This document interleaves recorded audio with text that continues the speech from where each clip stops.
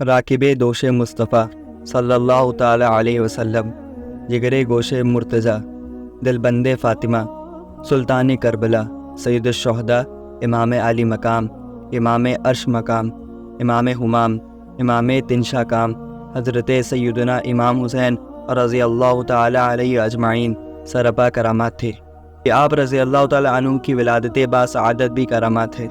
سیدنا امام حسین رضی اللہ تعالی عنہ کی ولادت باسعادت 5 شعبان المعظم 4 سن ہجری کو مدینہ منورہ میں ہوئی۔ حضرت سیدی عارف باللہ نور الدین عبد الرحمن جامی شواہد النبوت میں فرماتے ہیں، منقول ہے کہ امام پاک رضی اللہ تعالی عنہ کی مقدس حمل 6 ماہ ہے۔ حضرت سیدنا یحییٰ اور امام علی مقام امام حسین رضی اللہ تعالی عنہ کے علاوہ کوئی ایسا بچہ زندہ نہ رہا جس کی مدت حمل 6 ماہ ہوئی ہو۔ مرحبا سرور عالم کے پسر آئے ہیں، سیدہ فاطمہ کے لقتے جگر آئے ہیں، واہ قسمت کی چراغے حسین آئے ہیں، اے مسلمانوں مبارک کے حسین آئے ہیں۔ آپ رضی اللہ تعالیٰ عنہ کا مبارک نام حسین ہے اور کنیت ابو عبداللہ ہے، اور القاب صبت رسول اللہ اور ریحانۃ الرسول یعنی رسول کے پھول ہیں۔ کیا بات ہے رضا اس چمنستان کرم کی، زہرہ ہے کلی جس میں حسین اور حسن پھول ہیں۔ امام حسین کے فضائل پر 4 فرمان مصطفیٰ صلی اللہ تعالیٰ علیہ وسلم۔ پہلا، حسین مجھ سے ہے اور میں حسین سے ہوں۔ دوسرا، اللہ پاک اس سے محبت فرماتا ہے جو حسین سے محبت کرے۔ حسن و حسین سے جس نے محبت کی اس نے مجھ سے محبت کی، اور جس نے ان سے دشمنی کی اس نے مجھ سے دشمنی کی۔ تیسرا، حسن و حسین دنیا میں میرے 2 پھول ہیں۔ چوتھا، حسن و حسین جنتی جوانوں کے سردار ہیں۔ رخسار سے انوار کا اظہار۔ حضرت علامہ جامی رحمۃ اللہ علیہ فرماتے ہیں، حضرت امام علی مقام سیدنا امام حسین رضی اللہ تعالی عنہ کی شان یہ تھی کہ آپ جب اندھیرے میں تشریف فرما ہوتے تو آپ رضی اللہ تعالی عنہ کی مبارک پیشانی اور دونوں مقدس رخسار یعنی گال مبارک سے انوار نکلتے اور قرب و جوار ضیابار یعنی اطراف روشن ہو جاتے۔ تیری نسل پاک میں ہے بچہ بچہ نور کا، تو ہے عین نور تیرا سب گھرانہ نور کا۔ ناظرین، امام حسین رضی اللہ تعالیٰ عنہ کی ایک کرامات ہے کہ کنویں کا پانی ابل پڑا۔ حضرت سیدنا امام علی مقام امام حسین رضی اللہ تعالیٰ عنہ جب مدینہ منورہ سے مکہ مکرمہ کی طرف روانہ ہوئے تو راستے میں حضرت سیدنا ابن مطیع رضی اللہ تعالیٰ عنہ سے ملاقات ہوئی۔ انہوں نے عرض کیا کہ میرے کنویں میں پانی بہت کم ہے، برائے کرم دعا برکت سے نواز دیجیے۔ آپ رضی اللہ تعالیٰ عنہ نے اس کنویں کا پانی طلب فرمایا۔ جب پانی کا ڈور حاضر کیا گیا تو آپ رضی اللہ تعالیٰ عنہ نے منہ لگا کر اسے پانی پیا اور کلی کی، پھر ڈور کو واپس کنویں میں ڈال دیا تو کنویں کا پانی کافی بڑھ گیا اور پہلے سے زیادہ میٹھا اور لذیذ بھی ہو گیا۔ باغ جنت کے ہیں بحر مدح خوان اہل بیت، تم تو مزدہ نار کا اے دشمن اہل بیت۔ حضرت سیدنا امام حسین رضی اللہ تعالی عنہ کی خدمت میں ایک شخص نے اپنی تنگستی یعنی غربت کی شکایت کی۔ آپ رضی اللہ تعالی عنہ نے فرمایا، تھوڑی دیر بیٹھ جاؤ۔ ابھی کچھ دیری گزری تھی کہ حضرت سیدنا امیر معاویہ رضی اللہ تعالی عنہ کی طرف سے 1000 دینار یعنی سونے کی سکوں کی 5 تھیلیاں آپ رضی اللہ تعالیٰ عنہ کی بارگاہ میں پیش کی گئیں۔ حضرت سیدنا امام حسین رضی اللہ تعالیٰ عنہ نے وہ ساری رقم اس غریب آدمی کے حوالے کر دی اور اس کرم نوازی کے باوجود تاریخ پر معذرت فرمائی۔ یا شہید کربلا فریاد ہے، نور چشم فاطمہ فریاد ہے میری حاجت میں طیبہ میں مروں، اے میرے حاجت رواں فریاد ہے۔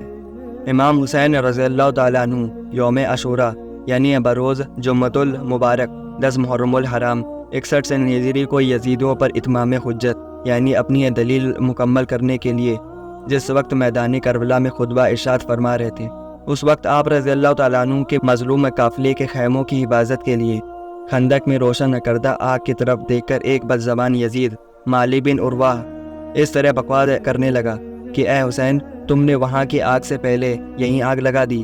حضرت سیدنا امام حسین علی مقام رضی اللہ تعالیٰ عنہ نے فرمایا کہ اے دشمن خدا، تو جھوٹا ہے، کیا تجھے یہ گمان ہے کہ معاذ اللہ میں دوزخ میں جاؤں گا؟ امام علی مقام رضی اللہ تعالیٰ عنہ نے قافلے کے ایک جانثار حضرت سیدنا مسلم بن اوسجہ رضی اللہ تعالیٰ عنہ نے حضرت امام علی مقام رضی اللہ تعالیٰ عنہ سے اس مفٹ بدلگام کے منہ پر تیر مارنے کی اجازت طلب کی۔ حضرت امام علی مقام رضی اللہ تعالیٰ عنہ نے یہ فرما کر اجازت دینے سے انکار کر دیا کہ ہماری طرف سے حملے کا آغاز نہیں ہونا چاہیے۔ پھر امام حسین رضی اللہ تعالیٰ عنہ نے دستے دعا بلند کر کے عرض کی کہ اے رب قہار، اس نابکار یعنی شریر کو عذاب نار سے قبل بھی اس دنیای ناپائیدار میں آگ کے عذاب میں مبتلا فرما۔ فوراً دعا قبول ہوئی اور اس کے گھوڑے کا پاؤں زمین کے ایک سوراخ پر پڑا، جس سے گھوڑے کو جھٹکا لگا اور بے ادب و گستاخ یزیدی گھوڑے سے گرا۔ اس کا پاؤں رکاب میں الجھا، گھوڑا اسے گھسیٹتا ہوا دوڑا اور آگ کے خندق میں ڈال دیا اور بد نصیب آگ میں جل کر بھسم ہو گیا۔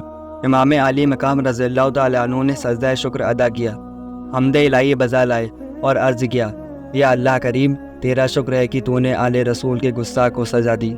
ناظرین، کیسے ایک امام حسین کی گستاخ کو سیاہ بچھو نے ڈنک مارا۔ گستاخ و بدلگامی یزیدی کا ہاتھوں ہاتھ بھیانک انجام دیکھ کر بھی بجائے عبرت حاصل کرنے کے اس کو ایک اتفاقی امر سمجھتے ہوئے ایک بے باک یزیدی نے بولا کہ آپ کو اللہ کریم کے رسول صلی اللہ علیہ وسلم سے کیا نسبت ہے؟ یہ سن کر قبل عالم کو سخت ایذا پہنچی اور تڑپ کر دعا مانگی کہ اے رب جبار، اس بد گفتار یعنی برا بولنے والے کو اپنے عذاب میں گرفتار فرما۔ دعا کا اثر ہاتھوں ہاتھ ظاہر ہوا۔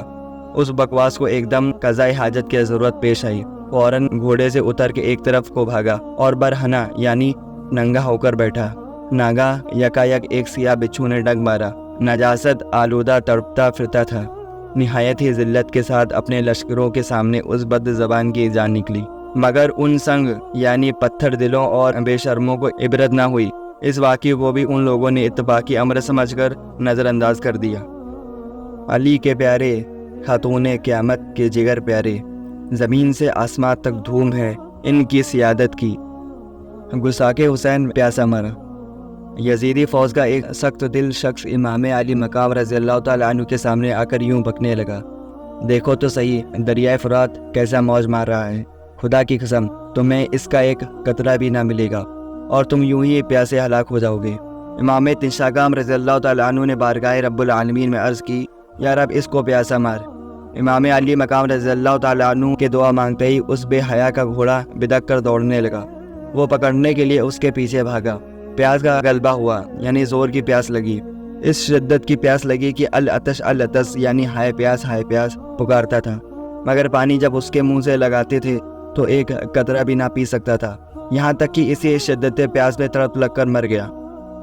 ہاں مجھ کو یاد رکھو، میں حیدر کا پسر ہوں اور باغ نبوت کے شجر کا میں ثمر ہوں، میں دیدہ ہمت کے لیے نور نظر ہوں، پیاسا ہوں مگر ساقی کوثر کا پسر ہوں۔ نور کا ستون اور سفید پرندے۔ امام علی مقام رضی اللہ تعالیٰ عنہ کی شہادت کے بعد آپ کے سر منور سے کئی کرامات کا ظہور ہوا۔ امام علی مقام رضی اللہ تعالیٰ عنہ کا سر انور رسوائے زمانہ یزیدی بدبخت خولی بن یزید کے پاس تھا۔ وہ رات کے وقت کوفہ پہنچا۔ گورنر ہاؤس کا دروازہ بند ہو چکا تھا۔ یہ سر انور کو لے کر اپنے گھر گیا۔ ظالم نے سر انور کو بے ادبی کے ساتھ زمین پر رکھ کر ایک بڑا برتن اس پر الٹا کر دیا اور اس کو ڈھانپ دیا، اور اپنی بیوی نوار کے پاس جا کر کہا کہ میں تمہارے لیے زمانے بھر کی دولت لایا ہوں، وہ دیکھ حسین بن علی کا سر تیرے گھر پر پڑا ہے۔ وہ بولی، تجھ پر خدا کی مار، لوگ تو سیم و زر یعنی سونا اور چاندی لائے اور تو فرزند رسول کا مبارک سر لایا ہے، خدا کی قسم اب میں تیرے ساتھ کبھی نہ رہوں گی۔ نوار یہ کہہ کر اپنے بچھونے سے اٹھی اور جدھر سر انور تشریف فرما تھا ادھر آ کر بیٹھ گئی۔ اس کا بیان ہے کہ خدا کی قسم میں نے دیکھا کہ ایک نور برابر آسمان سے اس برتن تک مثل ستون چمک رہا تھا اور سفید پرندے اس کے ارد گرد منڈرا رہے تھے۔ جب صبح ہوئی تو خولی بن یزید سر انور کو ابن زیاد بد نحات کے پاس لے گیا۔ بہاروں پر ہے آج آرائش گلزار جنت کی، سواری آنے والی ہے شہیدان محبت کی۔ خولی بن یزید کا دردناک انجام۔ دنیا کی محبت اور مال و زر کی ہوس انسان کو اندھا اور انجام سے بے خبر کر دیتی ہے۔ بدبخت خولی بن یزید نے دنیا ہی کی محبت کی وجہ سے مظلوم کربلا کا سر انور تن سے جدا کیا تھا، مگر چند ہی برس کے بعد اس دنیا ہی میں اس کا ایسا خوفناک انجام ہوا کہ کلیجہ کانپ جاتا ہے۔ چنانچہ چند ہی برس کے بعد مختار سقفی نے قاتلین امام حسین کے خلاف جو انتقامی کارروائی کی، اس ضمن میں صدر الافاضل حضرت علامہ مولانا سید محمد نعیم الدین مراد آبادی رحمۃ اللہ علیہ فرماتے ہیں، مختار نے ایک حکم دیا کہ کربلا میں جو شخص لشکر یزید کے سپہ سالار عمرو بن سعد کا شریک تھا وہ جہاں پایا جائے مار ڈالا جائے۔ یہ حکم سن کر کوفہ میں جفا، شعار، سرما، ظالم و نا انصاف بہادر بصرہ بھاگنا شروع ہوئے۔ مختار کے لشکر نے ان کا پیچھا کیا، جس کو جہاں پایا ختم کر دیا، لاشیں جلا ڈالی اور گھر لوٹ لیے۔ علی بن یزید وہ خبیث ہے جس نے حضرت امام علی مقام سیدنا امام حسین رضی اللہ تعالیٰ عنہ کا سر مبارک جسم اقدس سے جدا کیا تھا۔ یہ گرفتار کر کے مختار کے پاس لایا گیا۔ مختار نے پہلے اس کے چاروں ہاتھ پیر کٹوائے، پھر سولی پر چڑھا دیا، آخر میں آگ میں جھونک دیا۔ اس طرح لشکر ابن سعد کے تمام اشعار یعنی شریروں کو طرح طرح کے عذابوں کے ساتھ ہلاک کیا۔ 6000 کوفہ میں جو حضرت امام علی مقام رضی اللہ تعالیٰ عنہ کے قتل میں جو شریک تھے ان کو مختار نے طرح طرح کے عذابوں کے ساتھ ہلاک کر دیا۔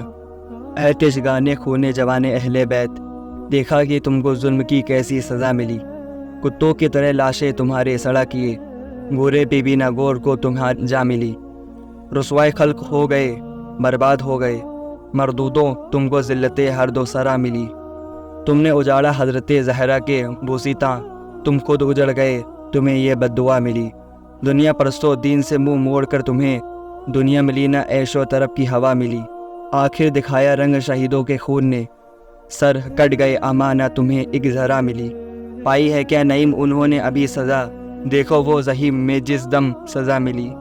سر اقدس کی تلاوت صحابی رسول حضرت سیدنا زید بن اکرم رضی اللہ تعالیٰ عنہ کا بیان ہے۔ جب یزیدیوں نے حضرت امام علی مقام سیدنا امام حسین رضی اللہ تعالیٰ عنہ کے سر انور کو نیزے پر چڑھا کر کوفہ کی گلیوں میں گشت کیا، اس وقت میں اپنے مکان کے بالا خانے یعنی اوپر والی حصے پر تھا۔ جب سر مبارک میرے سامنے گزرا تو میں نے سنا کہ سر پاک نے سورۃ الکہف کی آیت نمبر 9 تلاوت فرمائی۔ اسی طرح ایک دوسرے بزرگ رحمۃ اللہ علیہ نے فرمایا کہ جب یزیدیوں نے سر مبارک کو نیزے سے اتار کر ابن زیاد بدنہاد کے محل میں داخل کیا تو آپ رضی اللہ تعالیٰ عنہ کے مقدس ہونٹ ہل رہے تھے اور زبان اقدس پر پارہ 13 سورہ ابراہیم کی آیت نمبر 42 کی تلاوت جاری تھی۔ عبادت ہو تو ایسی ہو، تلاوت ہو تو ایسی ہو، شرع شبیر تو نیزے پر بھی قرآن سنتا ہے۔